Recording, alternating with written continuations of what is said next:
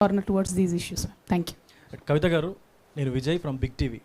So మొదట మీకు కేంద్ర ఎన్నికల సంఘం మీ పార్టీకి సంబంధించి టీఆర్ఎస్ మీకు తెలంగాణ రక్షణ సేన కేటాయించిన తర్వాత 30 రోజుల్లో అభ్యంతరాలు ఏమైనా ఉంటే తెలపండి అని చెప్పేసి ఒక నోటిఫికేషన్ ఇచ్చింది.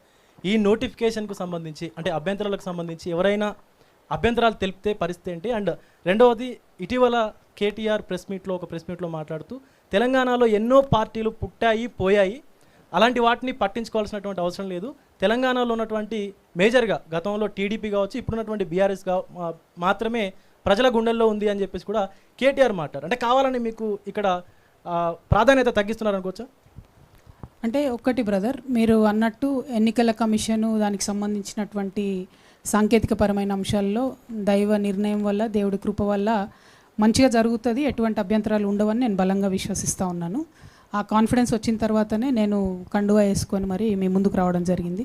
అయితే విరాట్ అన్న ఫస్ట్ కండువా వేసుకొని మీ దగ్గరికే వచ్చిన, కాబట్టి మీరు లక్కీ వేదిక. మీరు అన్నట్టు ఇదివరకు ఇదే వేదిక నుండి అనేక కార్యక్రమాలు లాంచ్ చేసినాం, ఇది కూడా ఫస్ట్ అవుతుంది. సెకండ్ థింగ్, కేటీఆర్ గారు ఒక 15 రోజుల క్రితం మేమే టీఆర్ఎస్గా మారుతామన్నారు. దాన్ని ఇప్పుడు మేము టీఆర్ఎస్ అయ్యేసరికి వారు పట్టించుకోని అవసరం లేదని చెప్పి మాట్లాడుతున్నారు. బట్ నేను ఒక్క రిక్వెస్ట్, అంటే కేటీఆర్ గారే కాదు, రాజగోపాల్ రెడ్డి గారు, ఇంకా అనేక మంది కొత్త పార్టీ వస్తేంది పోతేందని మాట్లాడుతున్నారు. మీరు మాట్లాడుతున్న మాటలు ప్రజలు గమనిస్తారన్న విషయం ఈ రాజకీయ నాయకులు గమనించుకోవాలి. ఎందుకంటే పార్టీ చిన్నదా పెద్దదా ఉండదు.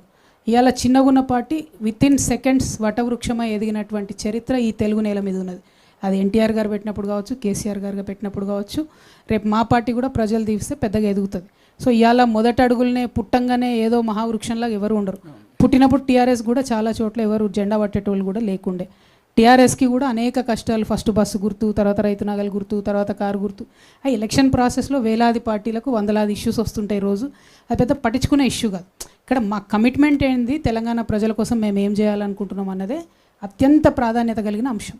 అన్నిటికన్నా ఎక్కువ నాకున్న ఓపికకి, నేను చూసి వచ్చిన జీవితానికి, నేను అనుకున్న లక్ష్యానికి చేరడానికి ఎన్ని కష్టాలు ఎదురైనా నేను ముందుకే పోతా తప్ప వెనకకు పోను. కాబట్టి ఆ కమిట్మెంట్తోనే తెలంగాణ ప్రజలకు సంబంధించిన అన్ని అంశాల మీద నేను పనిచేస్తాను.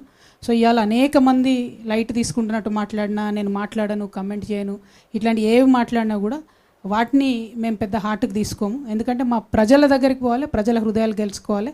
అదే మా తెలంగాణ రక్షణ సేన యొక్క కమిట్మెంట్. మేము ఏదైతే సర్వోదయ తెలంగాణ కోసం ప్రయత్నం చేస్తున్నామో, దానికి పాంచజన్యం అనే టూల్ ఏదైతే ఎన్నుకున్నామో వాటిని ముందుకు తీసుకొని వెళ్తాం.